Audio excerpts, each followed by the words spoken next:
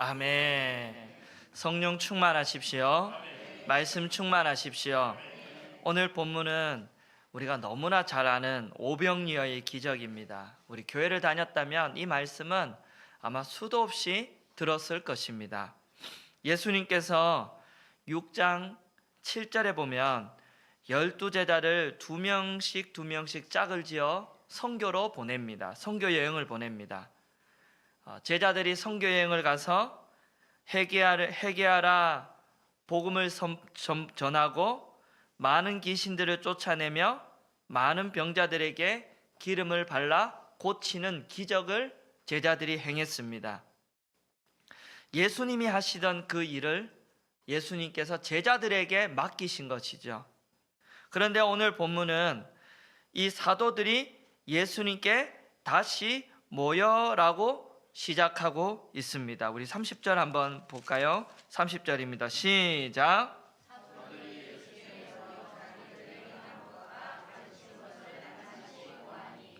여러분, 예수님이 2명씩 보냈는데 다시 열심히 선교 사역을 하고 이제 모였다라는 겁니다.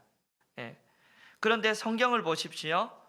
제자가 사도로 호칭이 바뀝니다. 보이십니까?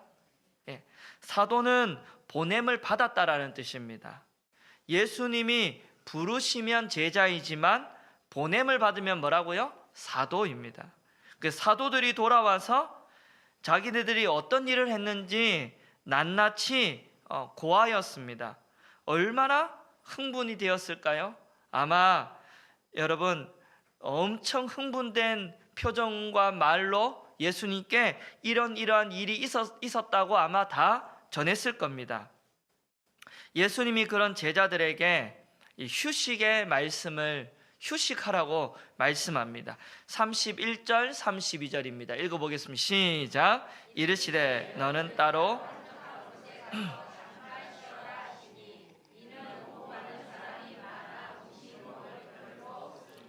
32절 이에 배를 타고 제자들이 선교 여행을 열심히 하고 왔을 때 예수님이 좀 이제 쉬어라 하고 배를 타고 한적한 곳으로 갑니다. 하지만 사람들이 가만두지를 않습니다. 33절에 보니까 배에 탄 예수님의 일행을 도보로 따라옵니다. 오히려 배보다 먼저 앞서갑니다. 그들이 예수님께 오자 34절에 보면 예수님은 목자 없는 양 같음으로 인하여 그들을 어떻게 했다고요?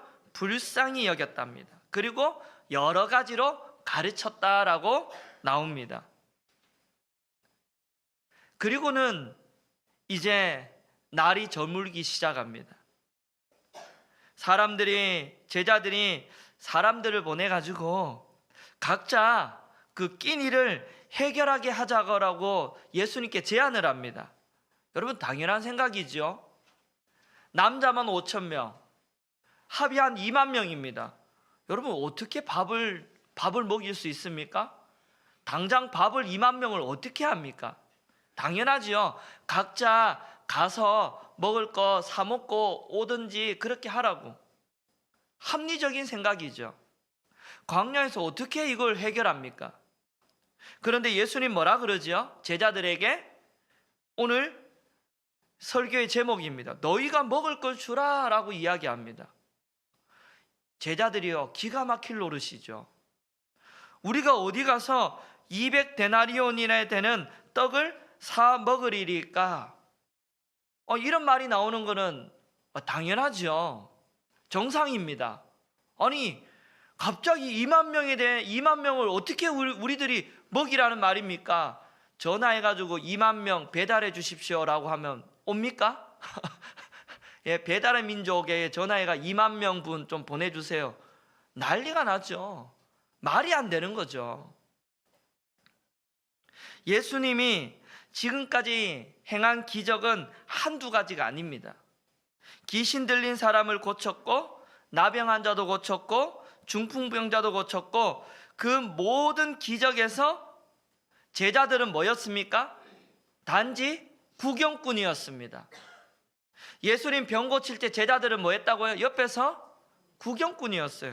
그런데 오늘 말씀에 나오는 이 오병이의 기적은 완전히 다릅니다.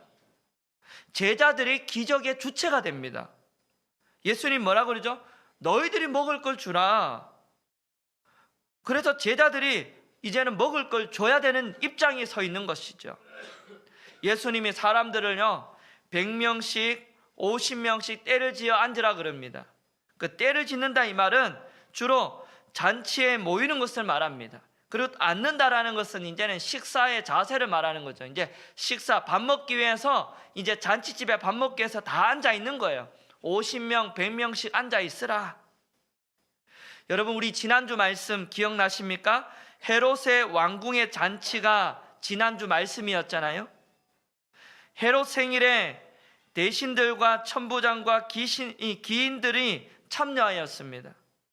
그들은 호화롭게 꾸며진 곳에서 아주 산의 진미를 그들은 즐겼지요. 그리고는 하나님의 사람 누구를 죽였습니까? 세례 요한을 죽였습니다. 그러나 오늘의 배경은 어디입니까? 지난주는 헤롯 왕궁, 오늘은 광야 빈들입니다. 보리떡과 물고기 2마리는 이 가난한 사람들이 먹는 주식입니다. 헤롯의 잔치에 비해서는 아주 초라하지요. 성경이 이렇게 대조를 이루고 있습니다. 헤롯의 잔치와 예수님의 잔치가 이렇게 다르다라는 것을. 하지만 그들은 메시아가 베푸는 이 잔치를 오늘 맛보고 있습니다.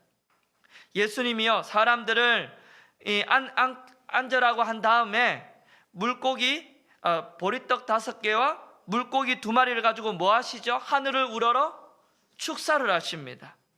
그리고는 떼어서 제자들에게 주어 사람들에게 나누어 주게 하십니다. 물고기도 그렇게 하십니다. 여러분, 저는 여기서 이런 상상력이 발휘가 돼요. 여러분들 한번 상상해 보십시오.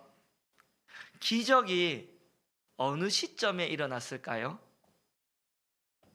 1번, 예수님이 제자들에게 떡을 줄 때 일어났다. 1번. 2번, 제자들이 사람들에게 나눠줄 때 기적이 일어났다. 2번. 1번, 2번 어디일까요? 2번. 아유, 할렐루야. 야, 역시 다릅니다. 신복교회 성도님들. 예. 여러분, 예수님이 제자들에게 줄 때 기적이 일어나면요 떡에 깔려 죽어요. 그 2만 명 먹어야 되면 떡이 얼마나 많겠습니까? 제자들에게 줄 때 떡을 주면 깔려 죽어요. 그런데 기적은 언제 일어날 줄 아십니까? 예수님으로부터 떡을 받은 제자들이 다른 사람들에게 떡을 나누어 줄 때 일어났다라는 거죠. 예. 제자들이 예수님께 떡을 받을 때는 아직 기적 전입니다. 받은 떡을 나누을 때 기적이 일어났다라는 거예요. 그래서 기적이라는 것은 나눌 때 일어나는 줄 믿습니다. 아무리 나누어줘도요 없어지지 않고 없어지지 않는 이 기적은 어떻게 해요? 나눌 때 일어나는 줄 믿습니다. 여러분, 보리떡 5개와 물고기 2마리는요 어린아이 식사 한 끼량에 불과합니다. 얼마나 배가 고픕니까? 혼자 나누지 않고 홀랑 먹으면 어떤 일이 일어났을까요? 아무 일도 안 일어났겠죠. 그 어린아이가 양보한 거예요. 어린아이 식사 한 끼를 어린아이도 양보한 거죠. 나눈 거죠. 그 어린아이도 나누었고 예수님도 나누었고 제자들이요 그걸 받아 들고는 나누지 않고 제자들이 홀랑 먹었으면 어떤 일이 일어났을까요? 기적은 없어요. 끝. 없는 거죠. 제자들이 어떻게 했을까요? 아무리 배고파도 그것을 사람들에게 나눌 때 뭐가 일어났다고요? 기적이 일어났다니까요. 여러분, 오늘날 우리가 살고 있는 세상은 어떻습니까? 나눔입니까? 빼앗음입니까? 움켜짐입니까? 예? 세상의 잔치를 상징하는 헤롯의 잔치는 나눔이 아니고 죽음입니다. 세례 요한이 왜 죽었습니까? 헤로디아가 이 헤롯과 부정한 결혼을 통해 신분을 상승하려고 했습니다. 그 본처를 버리고 헤로디아와 결혼하는 거죠. 예? 이 헤로디아가 그 남자를 어떻게 해요? 빼앗음으로 말미암아 내가 성공하는 것이 이 세상의 논리죠. 그래서 요한이 그 결혼 부정하다라고 지적을 하니까 어떻게 해요? 헤로디아가 그 세례 요한을 죽여버리는 거죠. 세상의 논리는 그렇습니다.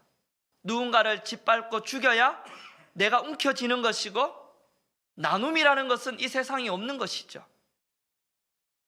구약의 여러분, 사기치고 빼앗겨 움켜짐의 아주 대표적인 사람 누굽니까? 야곱입니다. 야곱은 태어날 때부터 형 에서의 발꿈치를 잡고 태어난 사람입니다. 얼마나 깨가 많고 얼마나 잔머리가 뛰어난지 팥죽 한 그릇으로 형 에서의 장자권을 어떻게 했어요? 빼앗죠. 엄마와 사기 연극을 펼칩니다. 털을 붙여가지고 아빠에게 들어갑니다. 누구냐? 예, 저는 에서입니다. 예? 그래서 아빠로부터 모든 기도의 축복권을 빼앗고 도망가지요. 그런데 성경을 보십시오. 그런 빼앗고 사기치고 이런 사람들의 인생이 어떻든가요? 날마다 쫓기고 날마다 자기보다요 더한 사람을 만나게 됩니다. 누구를 만나든가요? 라반을 만납니다. 예? 라반에게 얼마나 사기를 당합니까? 예? 죽을 고생을 하잖아요. 야곱이 죽기 전에 애굽의 바로 왕 앞에서 뭐라고 고백하지요? 나그네 인생 험악한 세월을 보냈다라고 하잖아요. 그러니까 빼앗고 사기치고 이런 인생들은 보면 전부 험악한 인생들이에요. 그런데 여러분, 이삭을 한번 보십시오. 이삭이 농사를 짓자 100배의 축복을 받았습니다. 거부가 되자 그 블레셋 사람들이 시기해가지고 그 에서의 우물을 빼앗습니다. 에서의 우물을 딱 빼앗고는 떠나라 그러니까 에서가 싸우지 않고 떠나갑니다. 다른 데 가서 또 우물을 팠더니 또 우물이 나와요. 그랬더니 그랄 목자가 뭐라고 그러냐면 이거 원래 우리 거야. 아, 역시 원래라는 말이 무서워요. 예? 원래 그거 내 거야. 그러니까 에서가요, 그래 원래 너 거야? 그럼 너 해 하고 또 양보하고 또 딴 데로 갑니다. 그 딴 데 또 가가지고 또 파니까 또 우물이 또 나와요. 그 에서의 직업이 혹시 뭐 이렇게 그 수맥 잡는 사람인가? 예? 세상은요 빼앗는 데 관심이 있어요. 원래 내 거야. 그거 내 거야. 예? 이삭은 어떻습니까? 싸우지 않아요. 그래? 그럼 너 해. 떠납니다. 그런데 여러분 보세요. 에서의 인생은요 가는 곳마다 기적이 일어납니다. 이스라엘 땅 가보세요. 여러분 판다고 물이 안 나와요. 예? 뭐 배꼽 파면 몇 개 나올라나요? 판다고 물이 안 나와요. 그런데 에서는 여러분 파는 곳마다 물이 나옵니다. 기적이 일어납니다. 그래서 사람들이 이 이삭을 두려워합니다. 그래서 여러분 그 블레셋 왕 아말렉이요 이삭에게 찾아가서 언약을 맺자고 합니다. 그러면서 이방 왕이 이삭에게 뭐라고 하는지 아십니까? 너는 여호와께 복을 받은 자니라. 할렐루야. 이방 왕이 보더라도 이삭은 이상한 사람이에요. 예? 농사 지으면 100배의 축복, 땅 파면 물 나오고, 우리는 아무리 파도 안 나오는데 이삭은 뭐 어디 가가 그냥 파기만 하면 물이 나오고, 이방인들이 보기에는 이삭이라는 사람이 너무 대단한 사람이고 이상하니까 두려운 거예요. 그래서 뭐라 그러죠? 너는 복 받은 자야.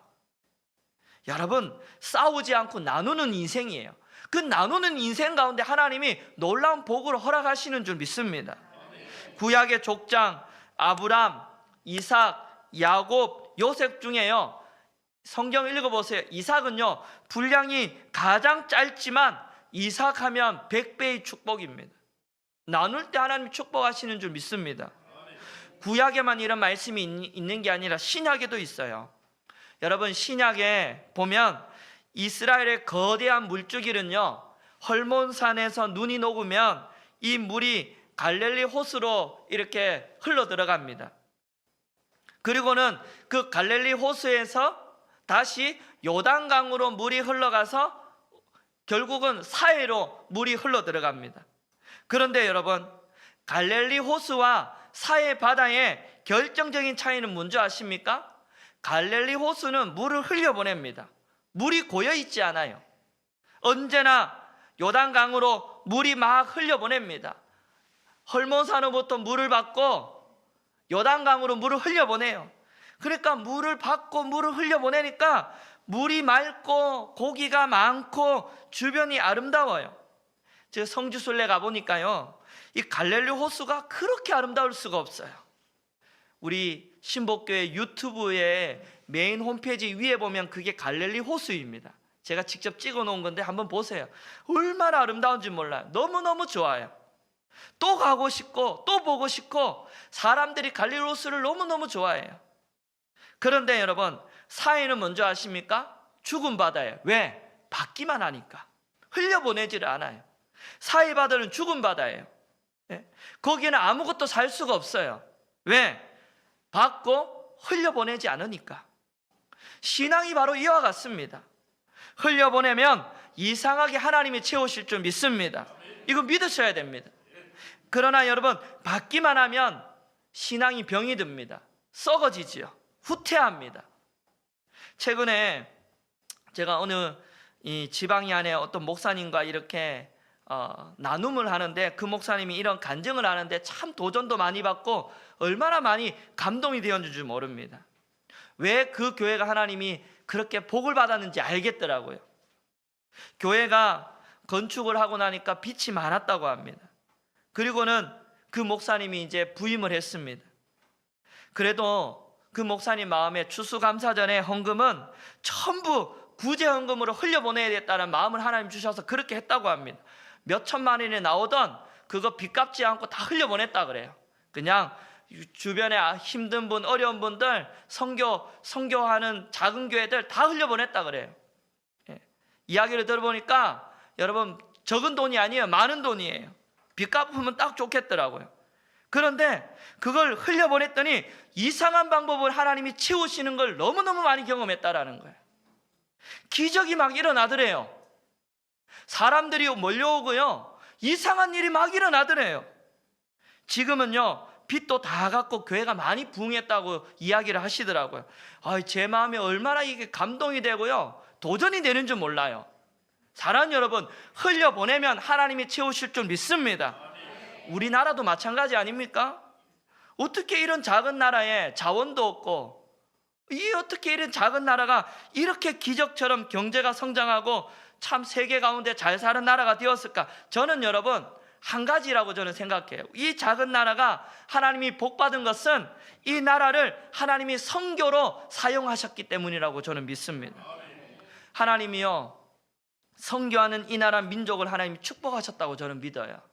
아프리카에, 또 동남아에, 남미에, 정말 우리나라 민족이요, 선교사로 안 가 있는 곳이 없습니다. 다 가 있습니다. 그곳에서 여러분, 그들이 선교 잘할 수 있도록, 이 작은 나라이지만 이 나라 민족의 교회들이 그 나라를 향해 자꾸 선교를 흘려보냈기 때문에 하나님이 이 나라 민족에게 더 큰 복을 하나님이 주셨다고 저는 확신합니다. 어떤 분이 그래요. 재정이 넉넉하고 이제 나눌만 할 때 구제하고 선교도 하는 거지요. 여러분, 기적은 그럴 때 일어나는 게 아니에요. 그거는 당연한 거예요. 돈이 많을 때 나누는 거는 당연한 거 아니에요. 돈이 없을 때, 재정이 부족하지만 믿음으로 나눌 때 채워야 그걸 기적이라고 말하는 거지. 맞잖아요. 돈이 많이 있고 재정이 많은 걸 나누는 거는 그건 기적이 아니에요. 기적은 없는 가운데서도 하나님이 채우실 것을 믿고 하나님 복 주실 것을 믿고 나눌 때 역사하시는 것이 기적인 줄 믿으시기 바랍니다. 나눌 수 없는 중에 나누고요, 선교할 수 없는 중에 선교할 때 하나님이 복 주실 줄 믿습니다. 올해 여러분 우리 주변을 한번 보십시오. 우리 교회가 지방이 안에 여러분 저 밑에 보면 선교하는 교회가 3교회가 있습니다. 드림교회, 시온성교회, 더 작은 교회. 저는 정말 믿음으로 바라보고 싶어요. 내년에 더 많은 교회로 우리가 흘려보냈으면 합니다. 나누었으면 합니다. 나눌 때 하나님이 축복하실 줄 믿습니다. 우리 1월 달에 이제 선교 작정하고 하면 정말 그 돈을 고스란히 다 흘려보내는 교회 되었으면 합니다. 정말 그럴 때 우리 교회는 하나님이 놀랍게 역사하시고 하나님이 채우실 줄 믿습니다. 신복교회, 나누는 교회, 기적이 일어나는 교회 되기를 주님의 이름으로 축원합니다. 지금까지는 예수님이 행하시는 그 기적을 구경만 했는데 이제는 직접 기적을 행하는 주체가 됩니다. 여러분, 이런 질문이 들어요. 교회는 뭐 하는 곳일까? 말씀을 보는 내내 그런 질문이 들었어요. 교회는 뭐 하는 곳입니까? 이 말은 또 이렇게 바꿔볼 수 있어요. 교회에 모인 성도들은 뭐 하는 사람들일까? 무슨 일 하는 사람들일까? 왜 우리는 모여야 되는 것일까? 예수님이요, 베드로의 신앙 고백 위에 교회를 세우겠다고 했습니다. 그랬다고 해서 그 즉시 교회가 세워진 건 아니죠. 교회는 예수님이 부활하고 승천하신 다음에 시작이 되었습니다. 교회는 예수님께서 이 땅에서 하시는 일을 대신하는 곳인 줄 믿습니다. 성도도 마찬가지입니다. 성도는 예수님께서 이 땅에 계실 때 하시던 일을 맡아서 하는 사람인 줄 믿습니다. 그러면 또 한번 질문할게요. 그럼 교회는 뭐 하는 곳입니까? 성도인 우리는 무슨 일을 하는 사람들입니까? 예수님이 하는 일을 대신하는 사람들입니다. 아멘입니까? 이것이 오늘 본문의 핵심 메시지입니다. 오늘 이 본문의 이 말씀을 통해 교회는 뭐 하는 곳일까 할 때 저는 이렇게 대답하고 싶습니다. 교회는 떡을 나누는 사람들이다. 그러면 떡이 무엇을 의미하는지 이를 알아야 됩니다. 예수님께서 이 땅에 오셔서 이 땅에 오실 때, 태어나실 때 여러분 어디에 태어났습니까? 마국간인데 어느 지방이에요? 베들레헴에 태어났습니다. 베들레헴. 여러분 베들레헴이라는 뜻이 뭔지 아십니까? 떡집이라는 뜻이에요. 아유, 잘 아시네요. 예? 무슨 말이에요? 예수님은 우리에게 무슨 떡이 되신다고요? 생명의 떡이 되신다라는 거예요. 우리에게 생명의 떡을 주시기 위해 오셨다라는 거죠. 십자가의 희생 제물이 되셔서 우리에게 뭘 주셨습니까? 생명의 떡을 우리에게 주셨습니다.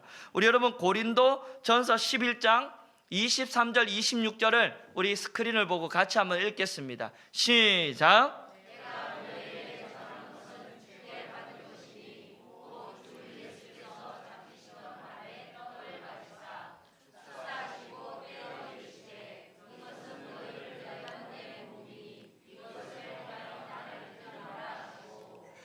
식후에 또한 이 잔은 내 피로 세운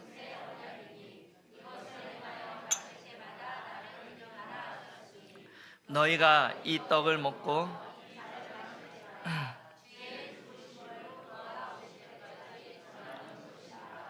예수님이 떡을 가지고요 축사한 다음에 이것은 너희를 위한 내 뭐라고 그랬죠? 몸이다. 몸이다 하시면서 제자들에게 떡을 떼어 주셨습니다. 오늘 본문 41절에도 보면 떡을 축사하다라는 내용이 나옵니다. 예수님이 떡 5개와 물고기 2마리를 놓고 하늘을 우러러 축사한 다음에 그것을 떼어 가지고 제자들에게 주었죠. 오병이의 기적은 한 사람밖에 먹지 못하는 양으로 얼마나 많은 사람들이 나눠 먹었냐의 얘기가 아니에요.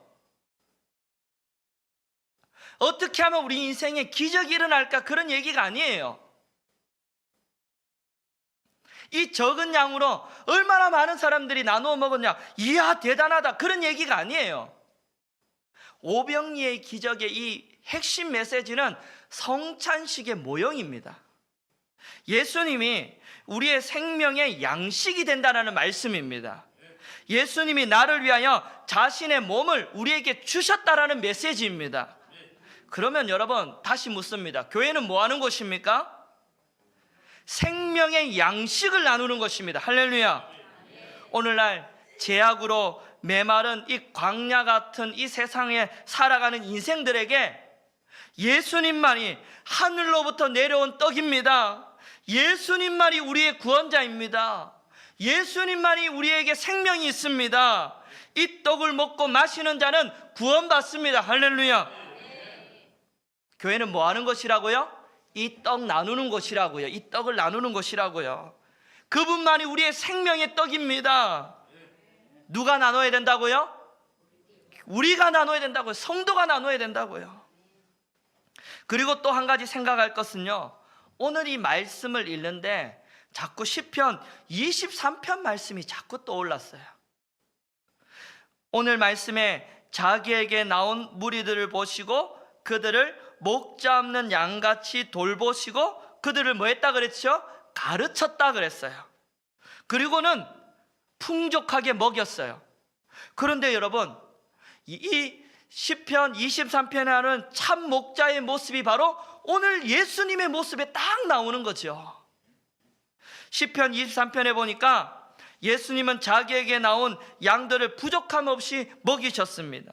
오늘 보면 39절도 한번 보세요. 자기에게 나온 무리를 푸른 초장에 앉게 하시고 그들을 기적적으로 먹이셨습니다. 교회 사역은 여러분 분명합니다. 먹이는 사역이에요. 맛있는 거 많이 먹어야 돼요. 아이들 여러분 맛있는 거 많이 사주세요. 예? 교회 부흥하기를 원하면 아이들 맛있는 거 많이 먹여주면 됩니다.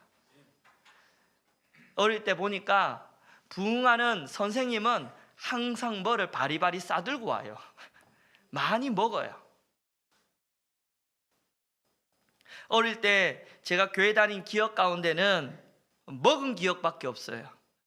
선생님 집에서 모여서 먹고 교회에서 라면 끓여 먹고 뭐 먹고, 예? 교회는 모이면 먹더라고요. 예? 같이 먹으면서 깔깔 웃고 같이 모여서 뭐 별것도 없는데 너무너무 재밌어요. 예? 교회 가고 싶은 거죠.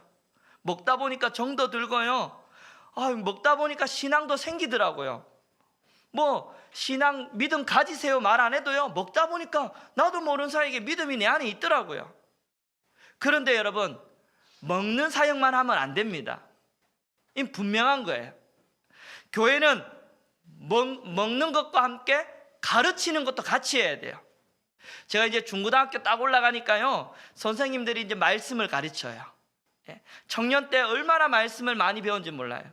1:1 제자 양육, 큐티, 성경 읽기, 얼마나 여러분 중고등학교, 청년, 대학 시절 때 많이 교회에서 성경 공부를 했는지 몰라요. 여러분, 참 목자는 여러분 가르치고 먹이는 것입니다. 할렐루야. 우리 25일 날 아이들에게 많이 먹을 수 있도록 많이 선물해 주십시오. 그러면서 아이들에게 말씀을 가르쳐야 돼요. 제가 어제도 우리 전도사님하고 이렇게 쭉 대화하면서 그런 말 했어요. 내년도에 목사님 목회 방향 어떻게 할까요? 그래서 3년 과정으로 성경 일독시켜달라. 3년 동안에 성경 전체를 가르쳐달라 그랬어요. 예? 초등학교 때 여러분 3년이면 초등학교 6년이잖아요. 초등학교 6년 동안에 성경 다 가르치면 초등학교 때 성경을 2독 배워요. 중학교 때 한 번, 고등학교 때 한 번 하면요, 초등학교 1학년부터 고등학교 졸업할 때까지 교회만 잘 나오면 성경을 4번 배울 수 있도록 가르쳐 달라 그랬어요.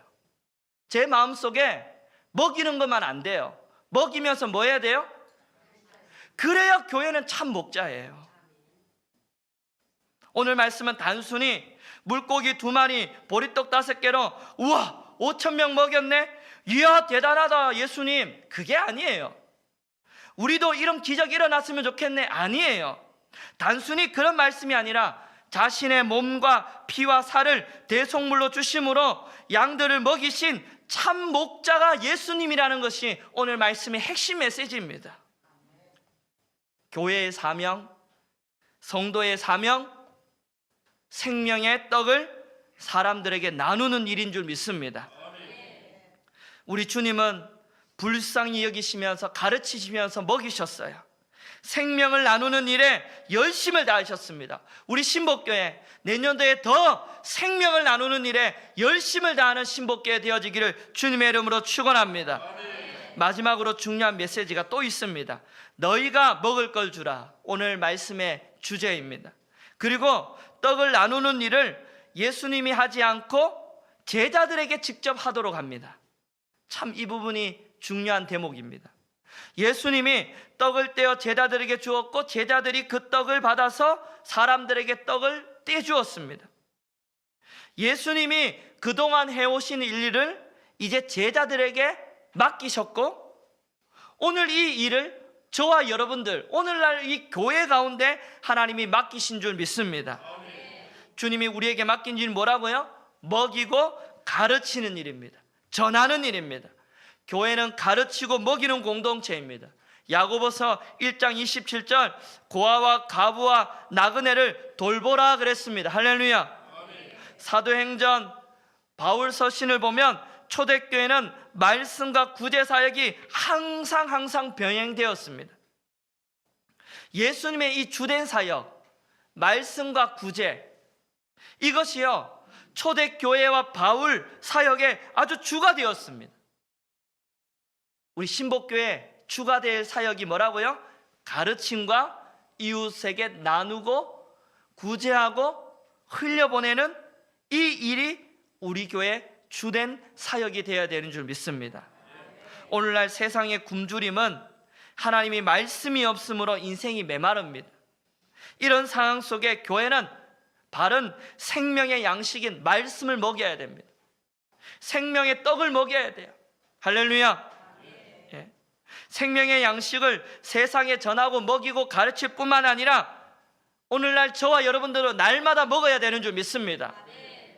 많이 먹어야 많이 가르칠 수 있습니다. 내 안에 뭐가 있어야 가르칠 수 있습니다. 생명의 양식을 먹고 살아나고 살리는 교회 되기를 축원합니다.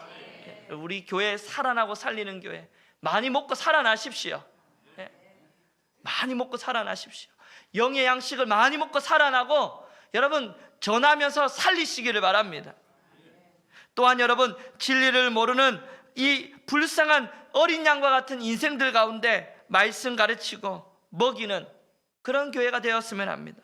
저는 여러분 오늘 이 말씀 가운데 우리 교회가요 헤롯 왕궁과 같은 잔치가 안 되기를 바랍니다. 우리는요 광야의 잔치가 되어야지 헤롯 왕궁과 같은 잔치가 되면 안 돼요. 헤롯의 잔치는 죽음의 잔치입니다. 교회 오면요 영이 죽고 교회 오면 그냥 푹 깔아앉고 뭔가 모르게 교회 오면 기분이 안 좋아지고 이건 헤롯이에요. 헤롯. 교회는 여러분 영의 잔치 아니에요.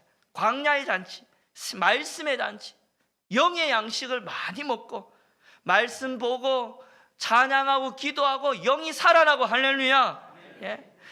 내가 살아나고 다른 사람 살리고 나누어주는 그런 여러분 천국 잔치, 광야의 잔치, 예수님의 잔치가 우리 신복교의 잔치가 되어지기를 주님의 이름으로 간절히 축원합니다. 우리 시간의 자리에 한번 다